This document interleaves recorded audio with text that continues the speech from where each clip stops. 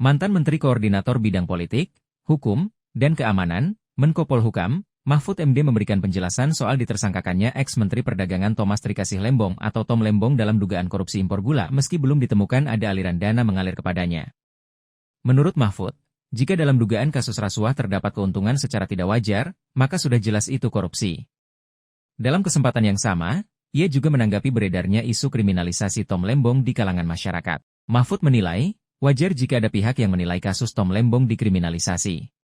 Tapi untuk kasusnya itu sendiri yang masyarakat mengatakan itu Tom Lembong tidak ada korupsinya karena tidak ada aliran dana ke Tom Lembong. Nggak bisa.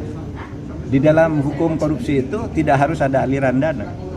Rumusnya itu memperkaya diri atau memperkaya orang lain. Termasuk perusahaan-perusahaan yang diberi lisensi. Kalau itu dapat keuntungan secara tidak wajar, korupsi. Unsur pertama terpenuhi. Unsur kedua, dengan cara melanggar hukum, melanggar aturan yang sudah ditentukan.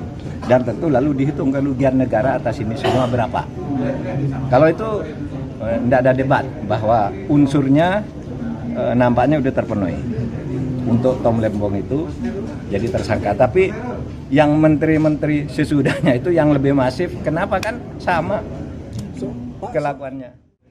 Yang Lembong itu ada yang menduga, bukan saya, ada yang menduga dikriminalisasi. Kenapa? Karena diduga dikriminalisasi itu akan analisis banyak orang. Ada Pak Budiwan, Antoni, macam-macam lah banyak. Itu dikriminalisasi. Kenapa dibilang begitu? Karena sebenarnya Pak Lembong itu membuat kebijakan yang kemudian dia ditersangkakan itu adalah tahun 2016.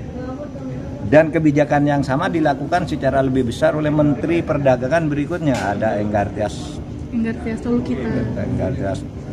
Lukito, ada Agus Parmanto, ada Menteri Lutfi, ada Zulkifli Hasan. Itu kan mestinya kan mulai dari sini nih, dari yang terdekat. Kenapa mulai yang dari jauh? Nah itu orang lalu menganggap ini kriminalisasi karena politik. Tentu itu analisis yang wajar saja. Mungkin tidak benar, tidak ada kriminalisasi. Tapi ini tolong dijawab. Itu kata Mas. Jangan lupa subscribe ya.